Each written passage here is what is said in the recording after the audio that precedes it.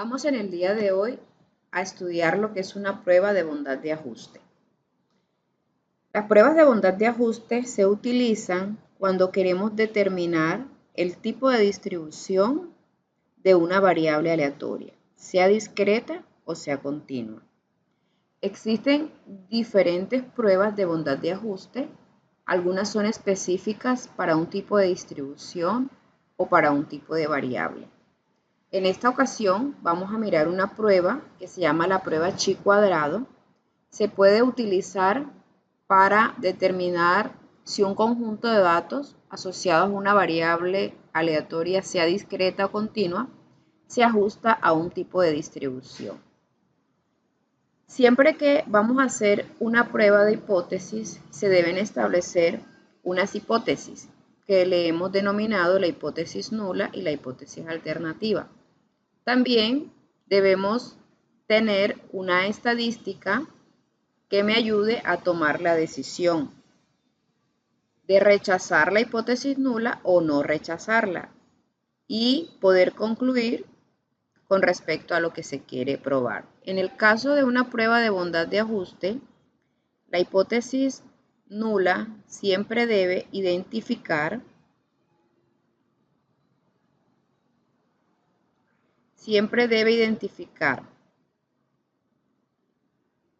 qué variable se está analizando.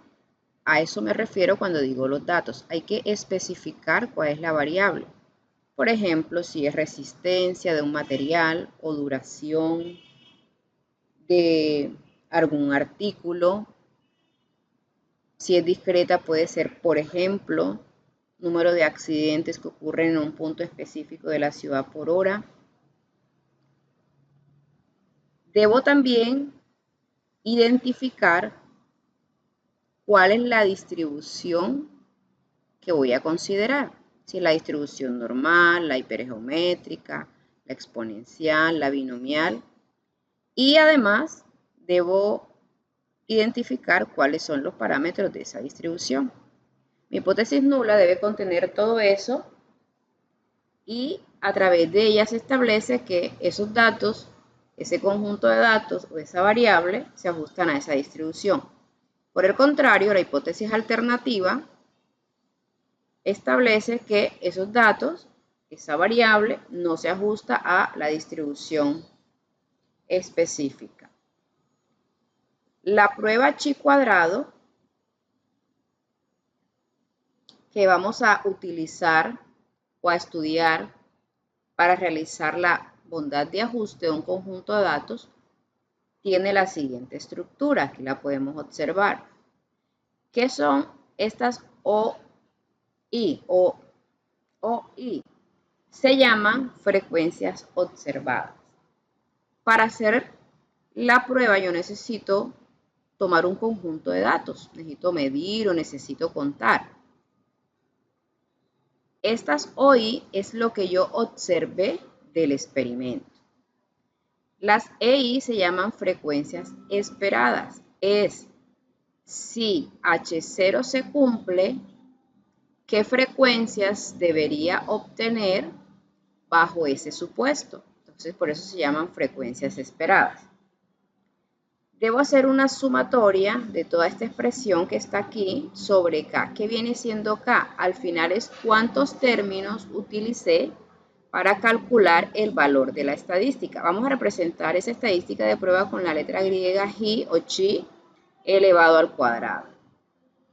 Toda esta estadística tiene una distribución de probabilidad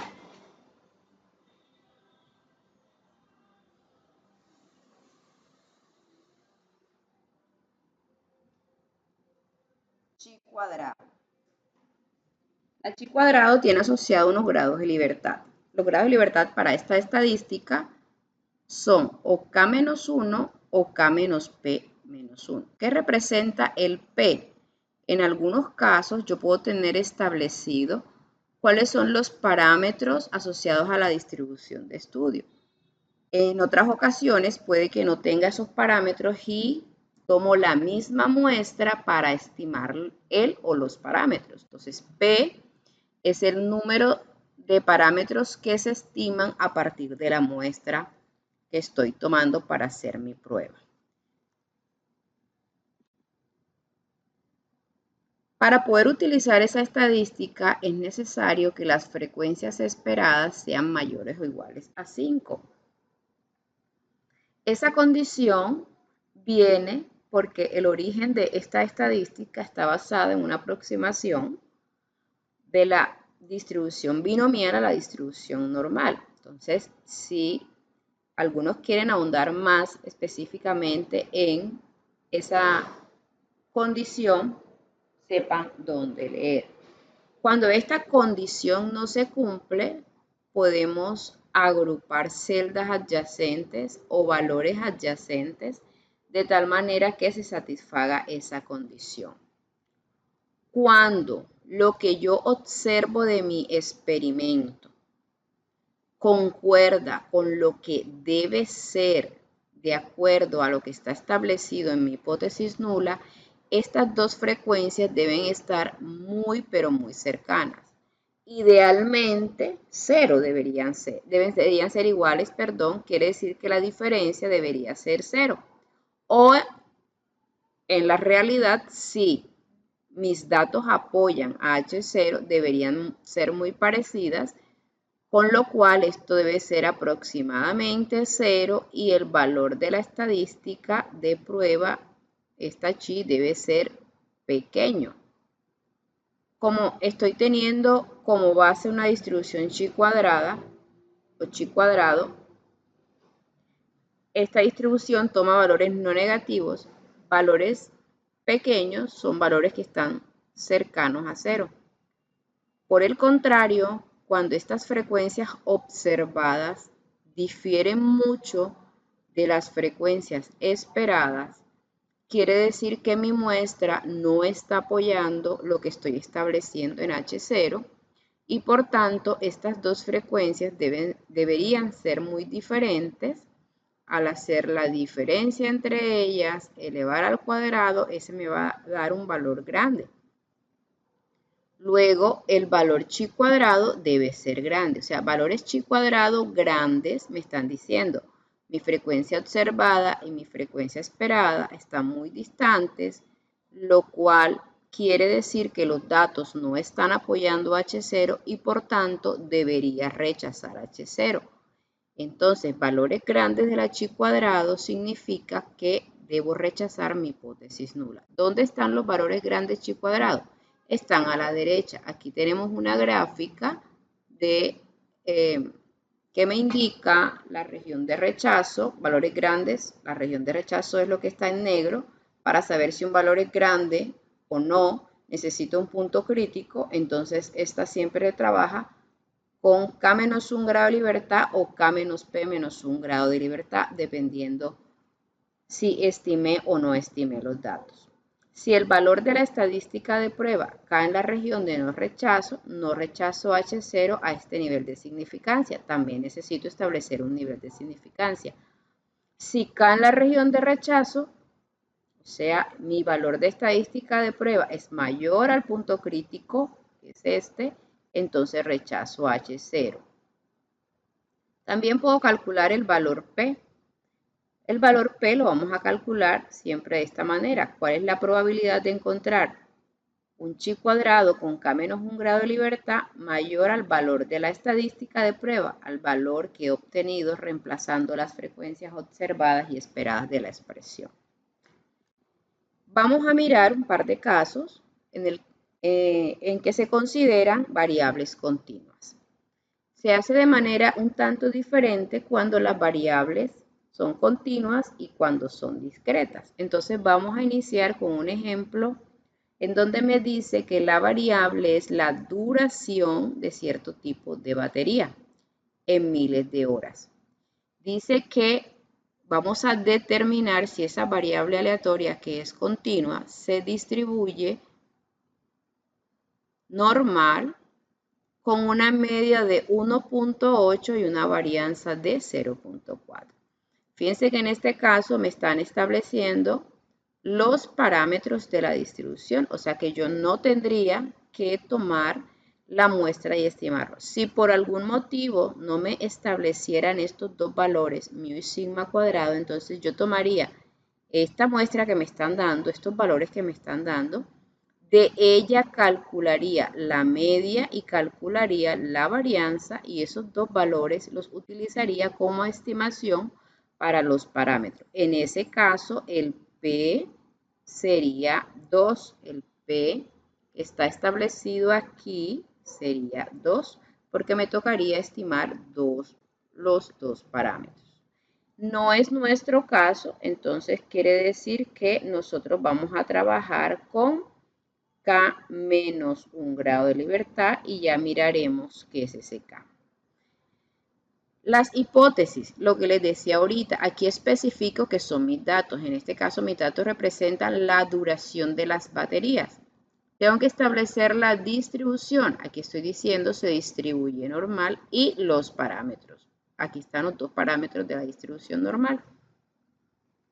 Debe de quedar claramente establecidas esas tres cosas. Y la hipótesis alternativa es que esa variable, duración de las baterías, no se distribuye normal con esos parámetros. Cuando tengo una variable continua, ¿cuál es el proceso para hacer la prueba de hipótesis? Entonces, lo primero que debo hacer es, con estos datos que me dan, en este caso tengo 40 datos de duración de las baterías, calculo el número de clases, porque voy a tomar mis 40 datos y los voy a agrupar en clases. Aquí seguimos utilizando la ley de Sturges, 3.3 logaritmo en base 10 de n, en este caso n es 40 más 1. Eso me da 628. Vamos a aproximar al entero más cercano, aproximamos a 6. Quiere decir que voy a tomar mis 40 datos y voy a armar 6 clases. La precisión, como mis datos tienen dos cifras decimales, la precisión 0.01. Amplitud, rango, que es dato mayor menos dato menor entre número de clases, la aproximo a dos cifras decimales, tantas cifras como tengan mis datos. Mis 40 datos tienen dos cifras decimales, entonces trabajamos con una amplitud que tiene dos cifras decimales. Tenemos número de clases, tenemos la precisión y tenemos la amplitud. Debemos armar las clases, vamos a establecerlas enseguida para tener las fronteras. La frontera inferior de la primera clase es el dato menor, que si recuerdan es 0.72, menos la precisión, que es 0.01 entre 2.005. Si usted hace ese cálculo, tiene la frontera inferior de la primera clase, que es 0.7115. Luego, a esta frontera le suma la amplitud 0.32 y obtiene esta. Esta de aquí, la frontera inferior de la clase siguiente, es la misma superior de la anterior y vuelve y le suma 0.32. O la otra que puede hacer es va tomando la frontera anterior y le va sumando la amplitud para obtener la frontera de la siguiente clase. Puede hacerla de las dos formas. ¿Qué hacemos después de esto? Contamos cuántos datos hay en cada clase. Contamos cuántos datos hay en cada clase.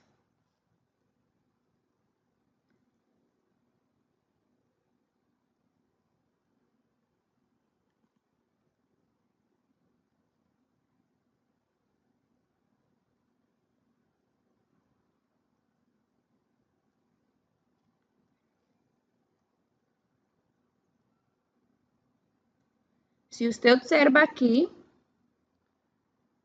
en la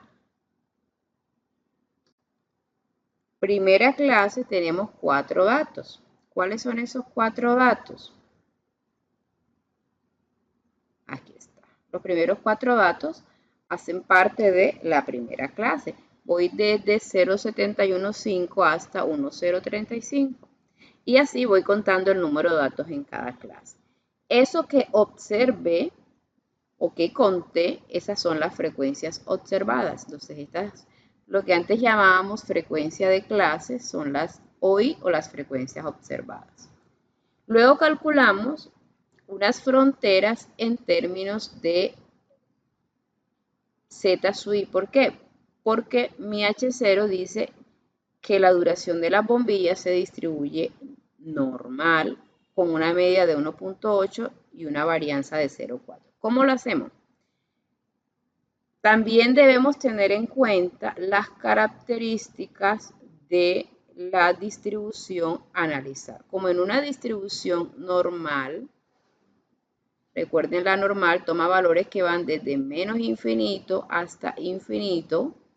Entonces aquí debo tener en cuenta ese comportamiento. Entonces, para la primera clase, está aquí encerrado en un cuadrito rojo, no considero la primera frontera o la frontera inferior de la primera clase. Ahí me voy hacia menos infinito. Y no considero la última clase en su frontera superior, sino que ahí me voy a más infinito. Entonces, ¿cómo calculo esos valores Z ahí? Voy a calcular la probabilidad de que mi variable X, que es duración de las bombillas, tome valores menores a 1,035. Entonces, este 1,035 lo estandarizo de acuerdo a los valores que están en la hipótesis nula, le resto su media, o sea, estoy utilizando esta, ZX menos mu sobre sigma, estoy estandarizando el valor. 1,035 le resto mu, 1.8 dividido entre la desviación estándar. Eso me da 0.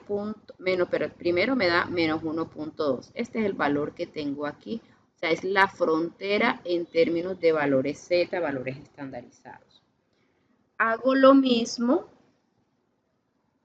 para calcular las probabilidades. Esta probabilidad es 0.113. Para la segunda, tercera, cuarta y quinta clase, como tienen los dos límites, entonces, por ejemplo, para la clase 2 calculo la probabilidad de encontrar un valor entre 1,035 y 1,355, que es lo que tengo acá.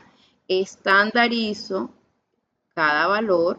Aquí me da menos 1,210 y menos 0,74, que son estos dos valores que aparecen aquí, y calculo la probabilidad de que Z esté entre esos dos valores. Eso me da 0.128, que es esta probabilidad que tengo aquí. Hago lo mismo para la tercera, la cuarta y la quinta clase. Para la última clase, como les dije que el límite, la frontera superior la considero hasta más infinito, simplemente calculo la probabilidad de que mi variable tome valores mayores a 2.315. Aquí está para la última clase. Este 2.315 al estandarizarlo me quedaría 0.814, que es el que aparece aquí. Y entonces calculo esa probabilidad de que Z sea mayor a ese valor, me da 0.208.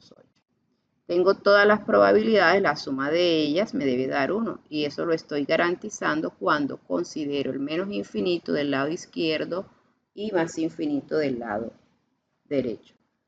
¿Qué me está diciendo esta probabilidad? Me está diciendo, por ejemplo, la primera, si mi hipótesis nula es cierta, se debería tener que el 11.3% de los datos deberían estar en esta primera clase, el 12.8% debería estar en la segunda clase, y así sucesivamente. Quiere decir que para calcular las frecuencias esperadas, tomo esta probabilidad y la multiplico por el número de datos, que es 40. Y aquí ya tengo mis frecuencias esperadas. Siempre va a ser, en el caso continuo, la probabilidad por el número de datos.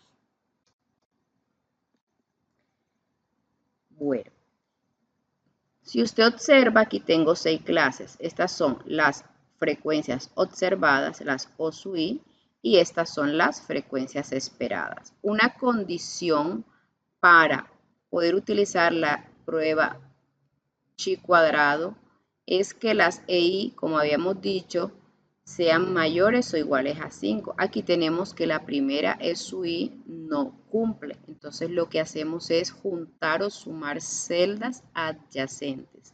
En el caso de una normal, como las probabilidades de las colas a la derecha mayor y a la izquierda menor son las más pequeñas, es posible que los valores que no cumplan sean o los más pequeños o los más grandes, o ambos. Entonces, en este caso, todos cumplen, excepto este cumple, todos son mayores o iguales que 5, excepto el primero. Entonces, lo que hago es que junto estos dos, y eso me da una frecuencia esperada de 9.634. Al juntar esas dos, también junto a estas dos, me da 8. Entonces construyo mi tablita.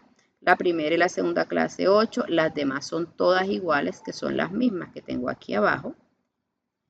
Aquí son las mismas que tengo acá, excepto las dos primeras que las agrupé. Entonces, con estas, ¿tengo cuántas? Tengo 1, 2, 3, 4 y 5. Con estas observadas y esperadas, evalúo mi estadística. Tomo OI menos EI, lo elevo al cuadrado y divido entre EI. O sea, para cada uno de esos valores hago este cálculo. Es esto que tengo aquí. La primera pareja, la segunda. Luego sumo todo eso y este es el valor de la estadística. Si usted observa esta estadística o este numerito salió de 8, de 1, 2, 3, 4, 5 componentes. Entonces, ¿qué es este K? K es precisamente cuántos sumandos tuve en cuenta para calcular el valor de la estadística. Que hay que tener pendiente, que se puede confundir. K no es el número de datos, K no es el número de clases, K es el valor que ya me resulta al final, que me dice cuáles son realmente los valores de frecuencias observadas y esperadas para calcular el valor de la estadística. ¿Cuántos? Más bien que cuál. Entonces aquí tengo una pareja, 2, 3, 4 y 5. ¿Qué quiere decir? Que mi K es 5.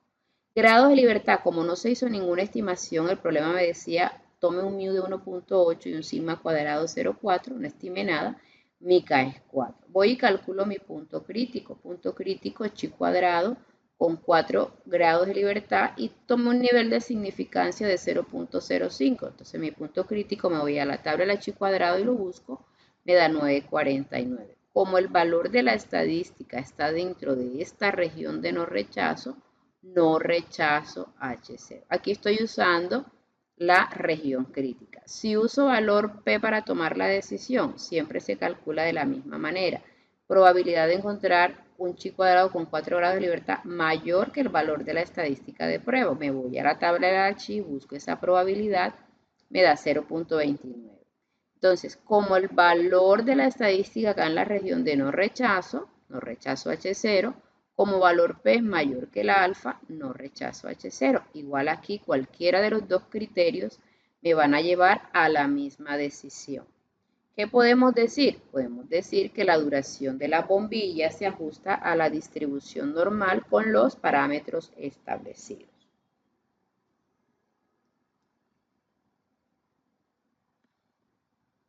Aquí tenemos un gráfico de los datos en términos del histograma. Podemos ver que más o menos tiene como una formita ajustable, una normal con un pico en el centro. Me ayuda a determinar o a visualizar más bien si puedo sugerir una distribución normal para esos datos. Y la prueba me ayuda a confirmarlo a partir de la muestra tomada. Segundo ejemplo. Este ejemplo 2 también es para un caso continuo. En este caso me dice que mi variable a considerar es el tiempo de operación antes del fallo o tiempo de fallo de un componente de un sistema electrónico. Me dice determine si esa variable, tiempo, se puede modelar mediante una distribución exponencial con una media de 5 años. Si acordamos, la distribución exponencial tiene un solo parámetro. Aquí el tiempo es una variable continua. Me están dando 50 datos a partir de los cuales voy a hacer la prueba de bondad de ajuste. Entonces, en mi hipótesis nula establezco los datos que representan tiempo de operación antes del fallo. ¿Qué distribución quiero considerar? Distribución exponencial con una media de 5 años. En la exponencial, el parámetro lo representamos con lambda, recuerden, y es el inverso de la media. Entonces, si me están dando la media, automáticamente me están dando el parámetro de la distribución. Y la alternativa es que esa variable aleatoria no se distribuye exponencial. Hacemos lo mismo porque es variable continua, calculamos el número de clases, me da 7 clases. Aquí mis datos tienen una cifra decimal, quiere decir que mi precisión es 0.1. Calculamos rango, dato menor menos dato mayor menos dato menor, lo divido entre el número de clases, que es 7. Y esto me da 2.2. Lo voy a aproximar a una cifra decimal porque mis datos tienen una cifra decimal. Hacemos exactamente lo mismo. Calculo la frontera inferior de la primera clase. Aquí el dato menor es 0.1. Entonces, la primera clase, la frontera sería 0.1 menos la precisión, que es 0.1 entre 2, y esto me da esto que tengo aquí. Luego, a esta frontera inferior le sumo la amplitud, que es 2, 2 me da esta, y ya puedo seguir a la anterior, le voy sumando la amplitud para obtener la de la siguiente clase. Les decía que cuando armamos las fronteras para calcular las probabilidades se debe tener en cuenta el comportamiento de la distribución. En una exponencial, esta es sesgada a la derecha, toma valor, en una exponencial, vamos a buscar el borrador, a ver si lo encontramos, borrador.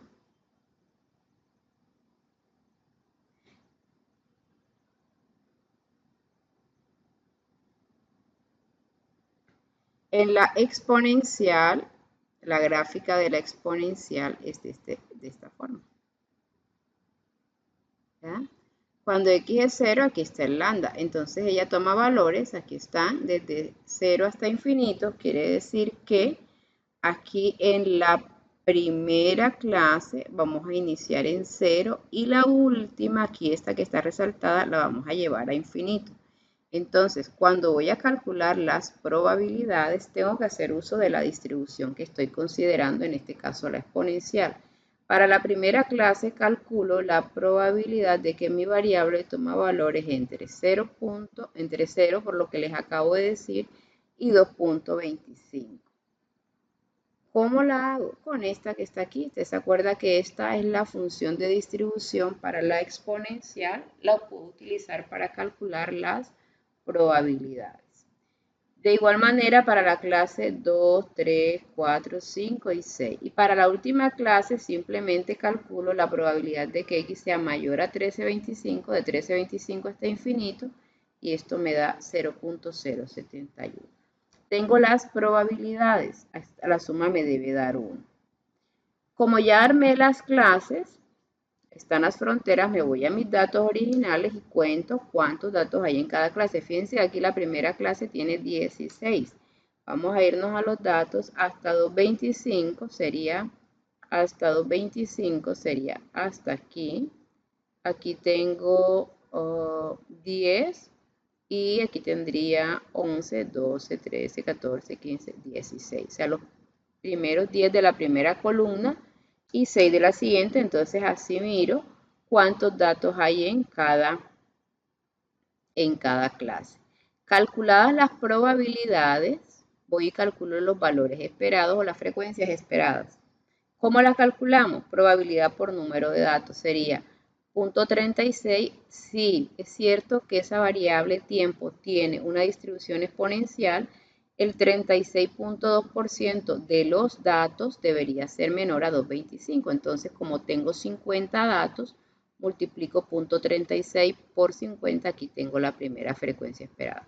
Entonces, cojo cada probabilidad de esta, la multiplico por 50 datos que tengo y me van a dar las frecuencias esperadas. En el caso de la exponencial, como cuando voy disminuyendo la probabilidad de que sea mayor, se va haciendo cada vez más pequeña, en esta puede que no se cumpla con la condición de EI mayor o igual que 5, es en las clases de la derecha. Aquí lo podemos observar, todas estas que están aquí no cumplen. Entonces miramos si juntando por parejas lo puedo hacer. No es que vaya a juntar estas 4, puedo mirar si junto estas 2, si junto estas 2, vamos a ver cómo resulta. Efectivamente, aquí nos damos cuenta de que si junto esta con esta ya se cumple, ya la suma supera a 5, y si junto esta con esta se cumple. Entonces, al juntar esas o sumarlas, también tengo que sumar las correspondientes OI. Sumo estas dos y sumo estas dos y me da, la primera se conserva, la segunda se conserva, la tercera se conserva. Luego sumo la 4 y la 5, me da 11 en las frecuencias observadas y sumo las dos últimas. Ojo que las que tienen que cumplir son las frecuencias esperadas. Entonces a la final tengo 1, 2, 3, 4 y 5. Nuevamente tengo 5 sumandos para obtener el valor de la estadística. Este es el aporte de cada uno. OI menos EI al cuadrado entre EI. El valor de la estadística 2.074. K-1, grados de libertad son 4. Voy y busco el punto crítico, 9.49. Y veo que el valor de la estadística cae en la región de no rechazo H0. Si calculo valor P, la probabilidad de encontrar un chi cuadrado con 4 grados de libertad mayor al valor de la estadística de prueba me da 0.56. Valor P mayor a alfa, no rechazo H0. Conclusión, el tiempo de fallo se distribuye exponencial con media de 5. Entonces, siempre que vaya a realizar una prueba de bondad de ajuste utilizando esta estadística chi cuadrado y la variable es continua, debo hacer la agrupación.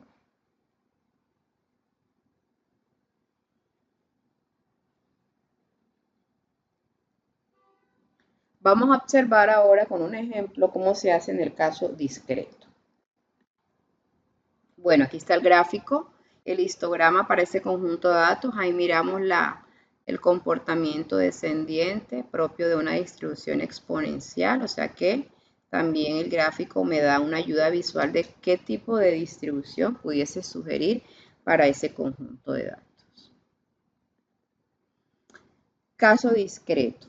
Dice el ejemplo. Se seleccionan 3 artículos sin reemplazo de un lote que contiene 5 artículos defectuosos y 3 artículos no defectuosos. Después de registrar el número de artículos defectuosos, los artículos se reemplazan al lote y el experimento se repite 300 veces.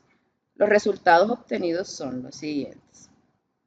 Bueno, lo que quiere decir para entender primero el experimento. Tengo en total 8 artículos, de los cuales 5 son malos, defectuosos, y 3 son buenos, no defectuosos. Se escoge una muestra de 3, dice sin reemplazo. ¿Qué quiere decir sin reemplazo?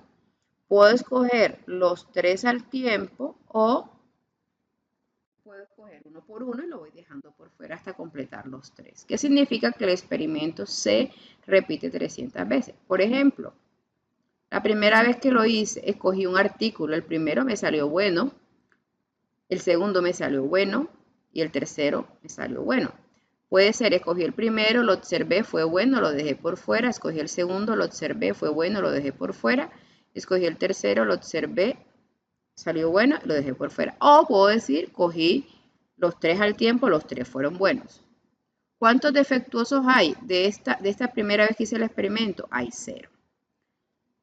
Acuérdense que la hipergeométrica, que es la que vamos a utilizar en este caso, y estos son los parámetros, se puede utilizar cuando la selección es uno por uno, sin reemplazo o selección al tiempo. Entonces, por eso el experimento o la variable se pensaría que tiene una distribución hipergeométrica por la forma como se lleva a cabo el experimento. Por ejemplo, hice el experimento la segunda vez, entonces saqué los 3 elementos. Dentro de esos 3 habían 2 buenos y 1 malo. ¿Cuántos defectuosos hay? Hay 1. Y aquí, como lo hice 300 veces, el otro caso es que todos sean malos, o sea, los 3 son defectuosos. ¿Qué quiere decir? Que cuando yo estoy contando los defectuosos, solamente me pueden salir o 0, o 1, o 2, o 3. Cuando dice se realizó 300 veces es contar de estas 300 que están aquí cuántas veces apareció el 0, cuántas veces el 1, cuántas veces el 2 y cuántas veces el 3. Eso es lo que aparece en esta tablita. De hacer mi experimento, el 0 salió 7 veces de las 300 veces que lo hice y así sucesivamente. Esto que está aquí corresponde a lo que yo obtuve del experimento, o sea, esas son mis frecuencias observadas. Calculamos ahora las frecuencias esperadas. Bueno, importante. ¿Cómo establezco las hipótesis? Debo identificar los datos. Es el número de artículos defectuosos. Tengo que identificar mi variable. Esa es mi variable. Se ajustan, segundo, a una distribución hipergeométrica. El nombre de la distribución con, aquí me están dando los 3 parámetros de la distribución. Por las características del experimento, esos son los parámetros.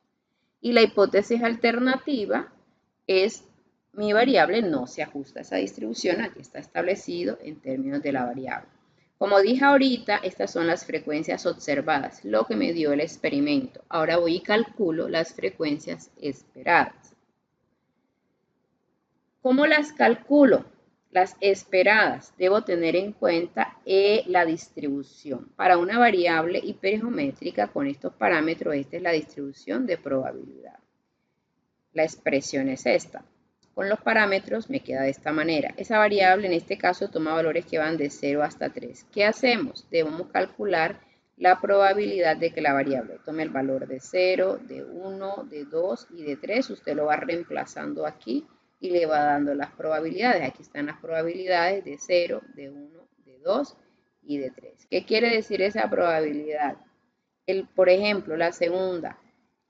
Si mi variable es hipergeométrica, el 26.8% de las veces que hice el experimento debió haber salido un 1. ¿Qué quiere decir eso? Que en este caso, en el discreto, calculo las frecuencias esperadas como probabilidad por número de veces que se repite el experimento. Entonces aquí lo hago, 5, 36, 8 en cada uno. Podemos redondearlo, podemos dejarlo así. Entonces esas son mis frecuencias esperadas. Si se da cuenta, todas cumplen la condición de ser mayores o iguales a 5, o sea que en este caso no debo agrupar. Acá, ¿cuántos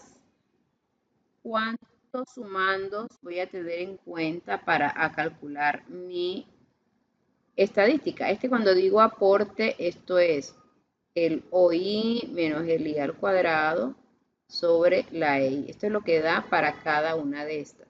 Bueno, aquí las he aproximado, la frecuencia esperada, 5 menos 7 al cuadrado entre 7, me da esto. 80 menos 85 al cuadrado entre 85 me da esto. Luego sumo todo esto. ¿Cuántos sumandos tuve en cuenta? 4 quiere decir que mi K es 4. Cuando sumo todo esto me da 1,53. Debo buscar el punto crítico. En este caso tampoco estimé valores. Punto crítico, el valor chi cuadrado de la tabla con 3 grados de libertad que me deja a la derecha un área de 0.05781. Valor P, probabilidad de encontrar un chi cuadrado con 3 grados de libertad mayor a 1,53,068. En ambos casos no rechazo H0. Aquí porque el valor de la estadística acá en la región de no rechazo y en esta porque el valor P es mayor al nivel de significancia. O sea que podemos concluir que el número de artículos defectuosos tiene la distribución hipergeométrica con los parámetros establecidos. Esos son los ejercicios que le quería mostrar de prueba de bondad de ajuste. Espero que hayan entendido la explicación.